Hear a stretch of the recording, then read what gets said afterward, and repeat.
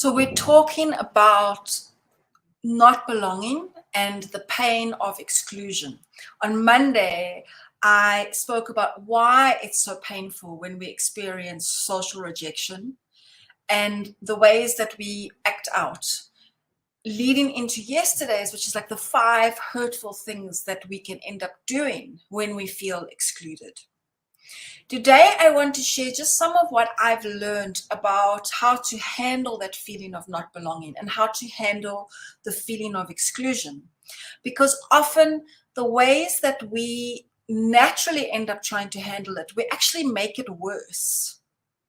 We end up creating a vicious cycle where the more that we are reacting to the feeling of exclusion, the more we behave in ways to create that exclusion. And I'm not going to address the ways that people are excluded because the system excludes them. I'm not going to be dealing with that in this. I'm really talking about the emotional feeling of being excluded in society socially.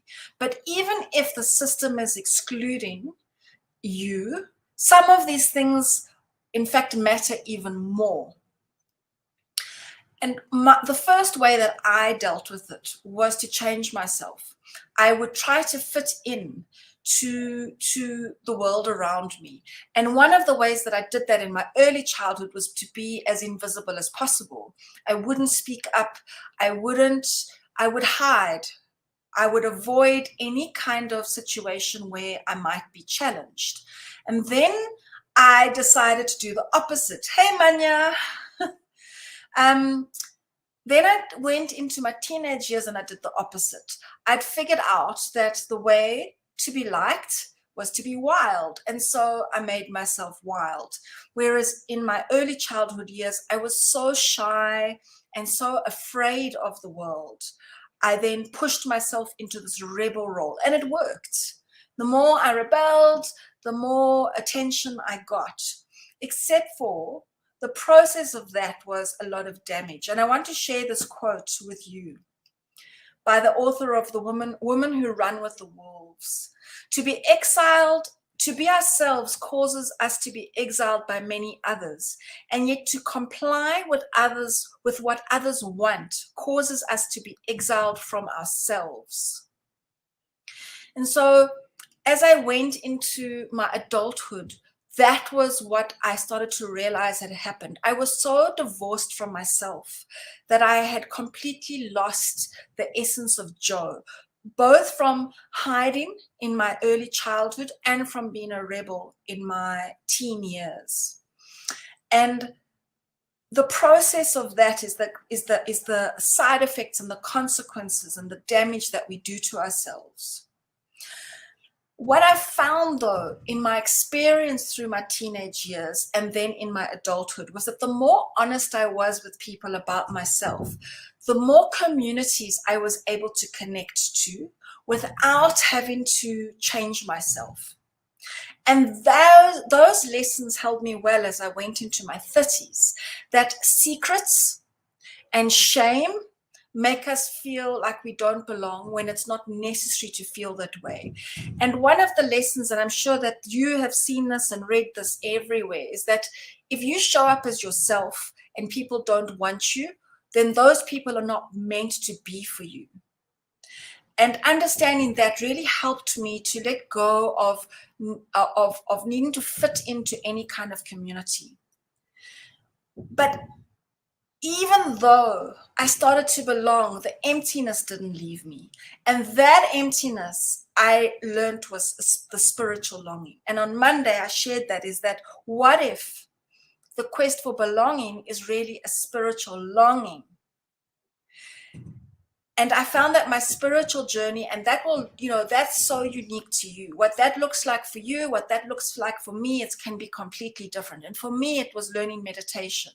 For me, that healed something inside me that was this terrible emptiness that I would wake up to at 3:00 in the morning, where I even felt a sense of terror about being alive in this world. And the more that I connected to myself, the more that I strengthened the relationship with myself, the less I needed to belong to groups of people. And I think that in some ways that search for belonging may never leave us. And it's not just people who feel powerless in this world who feel excluded. I know people who are incredibly wealthy who feel excluded, who feel like they don't belong, who are really lonely. And not belonging can leave people in two ways. The one is they end up feeling full of rage and anger, and the other is they end up isolating themselves and avoiding social interaction. And then that creates that vicious cycle. And I want to share something that someone shared on one of my posts yesterday. And this is related to not making it worse, where the feeling of being excluded, you react to that in ways that creates even more isolation and more rejection. And I really want to thank the person who shared this. I've blocked out her name. And what she said is, I was asking her, she'd shared about how, she used to get really be angry and full of rage. And I asked her, it sounded like she's now dealt with it. And she said, yes, it's better now. I'm working on it. The rage and anger was overwhelming before. Self-discovery helps because you get to know your triggers and learn how to control and articulate and express yourself calmly and still convey the message. And I thought that was such a powerful share, because learning to handle our triggers, because we are going to be triggered, even with the people we belong to, is a key thing in relationships to not create a cycle of exclusion. And also learning to handle our triggers allows us to not feel upset at every turn, where previously we might assume the worst about people, where we haven't been invited or where we don't feel belonging. We assume that they have a negative or bad intention to us. And when you learn to deal with your triggers, you stop assuming the worst of people. And part of that, if you watched my live yesterday, is about not personalizing it. And it was something I used to do. I remember walking across, I used to go to the Market Theatre a lot, and there's a huge outside area, and I would walk across, and when people stared at me, I assumed the worst. I assumed that they were thinking bad things about me. And really, what I was projecting onto them, my own thoughts about me. So that when I felt excluded, I made it personal. I thought something is wrong with me. And learning to deal with your triggers, not only is that about not personalizing things, not assuming the worst about yourself, and also assuming the worst about people's intentions towards you. I'm thinking now of what else. Oh, and then I think the other important area is that sometimes the feeling of not belonging comes because we carry guilt. We carry guilt and regret about things we've done in our lives. And so self-forgiveness is an important part of letting go of the wall between us and others. And self-forgiveness is not a journey that is instantaneous. It's an ongoing journey, and learning how to be able to access the ways to forgive yourself and let go of the things that you did that perhaps you could have handled better, and other things that you did where you were doing the best you were for the circumstances. Like there wasn't really another choice for you in those circumstances. I'm seeing a couple of comments. I just say I have FOMO when you don't invite me.